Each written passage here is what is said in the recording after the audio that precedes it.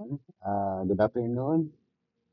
So, dun sa unang video, tinuro ko na kung paano ang basic operation ng radyo natin.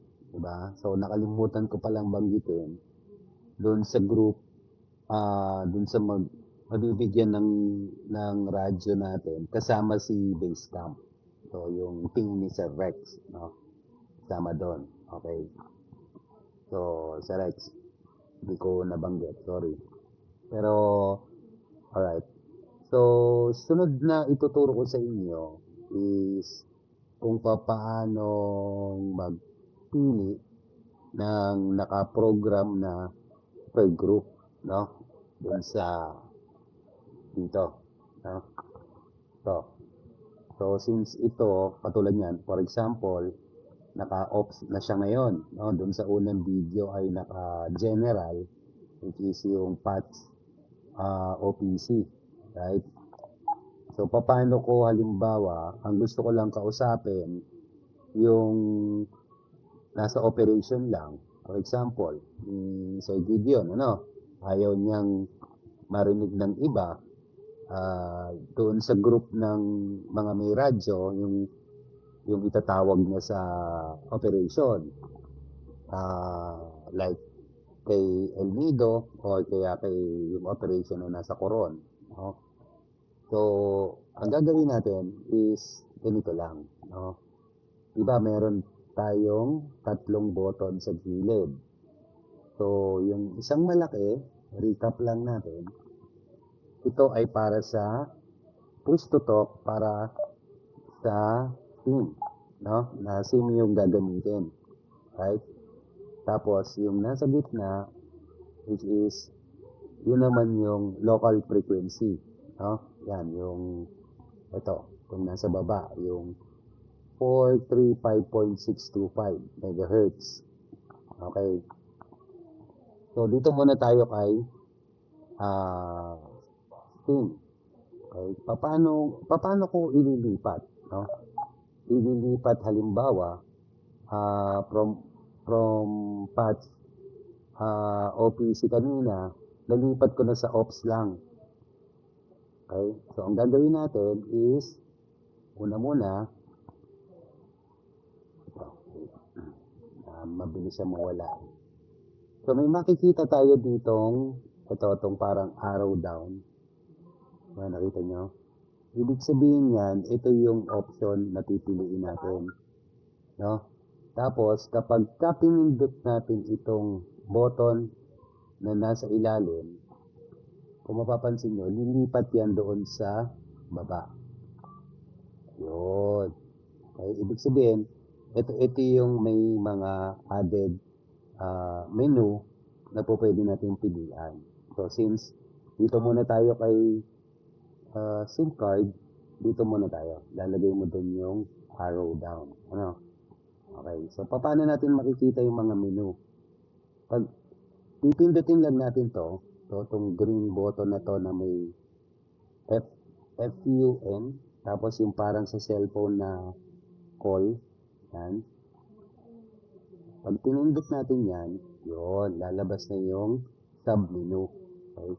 So, lahat ng sub-menu na nandito dito sa loob ng radyo, nandun din sa manual. Yung pinakita ko kanina, no? Is, wait ko kunin natin. So, okay. Nandito dito yan sa loob. So, make sure lang na doon tayo sa English part. Pero kung marunong kayong mag-Mandarin, marunong kayong mag-Chinese, no? Di ba sa English? Kayo na. Okay. Right. So, let's see. Paano ko ba ililipat si Ops papunta sa gusto kong makausap? Gusto kong makausap lahat. Ano? So, pipindutin ko tong FUN na may sign. Basta dapat yung arrow na yon ay nando dito sa team part na to. No? Okay. Yan. So, pindutin natin si green. Yun. Lumabas yung group select. Ano? araw, pag sinabing group select, nandyan naka-store yung mga pre-program na mga group, no? Like si ops, tapos gamitan mo lang ng arrow up or arrow down. So, arrow up, pipili ako si base camp. Sino ba gusto kong makausap? Lahat ng kapitan, or si EIT, or si HR, or lahat, no? Tapos, pag napili na yan, pindutin mo ulit yung green. Yan. So, makikita nyo, naka-patch OPC na siya. Right? So, ganun lang, no? Yung pagpili ng group. Okay? Sa channel naman, okay, sa channel, pagka pipili tayo ng channel, standard niya kasi ng channel ay yung 435.625 MHz.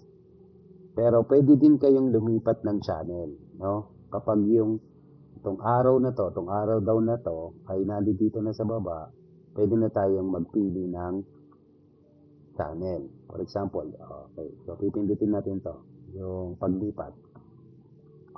Yan, sa baba. Tapos, using arrow up or arrow down lang, pwede ka na pumili ng channel. From channel 1 hanggang channel 13. Okay? So, standard natin ay nasa channel 13 para magkausap-usap tayong lahat. Okay? Sa UHF. Ito UHF. Ito ang SIM. Okay? Ganun lang. So, dapat yung channel natin parehas. Of course, hindi kayo magkakausap pagka wala sa parehas na channel. No? So, yun lang yung basic operation niya. Okay? Ang arrow naman, kahit yan nandito sa channel, pag pinindot nyo yung PTT ng para sa SIM, papasok yan. Ayan o, local talk. Alright? Ganun din si channel. Okay, so question, kaya ba nito na connect sa frequency ng Coast Guard? Actually, tinetry ko siya. Ang frequency kasi ng Coast Guard ay naka-VHF.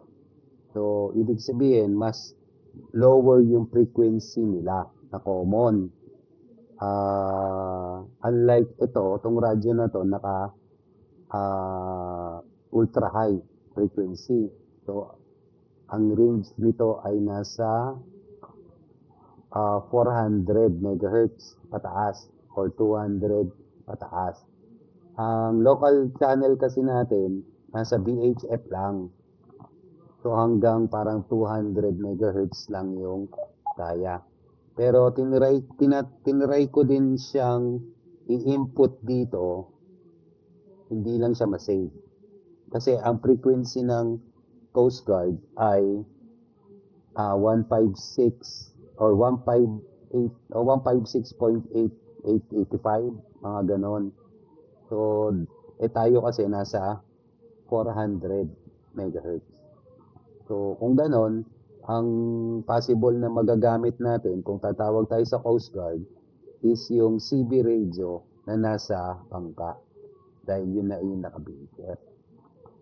So, inaalam ko pa din kung makakapag-connect itong UHF na to kay VHF. So, nakikipag-coordinate pa tayo sa supplier. And mag-update na lang ako kapag nalaman natin, no, yung ibang features na. For the meantime, yun muna ang second video natin para sa operation ng radio. Okay? So, very basic lang naman. Okay? Suggestion ko na lagyan pa natin ng isa pang SIM card para at least dual SIM kung alin ang may signal dun siya papasok. Alright? So, gawa na lang ulit ako ng panibagong video kapag naalaman na natin sa supplier yung iba pang mga bagay-bagay. Alright? So, Thank you.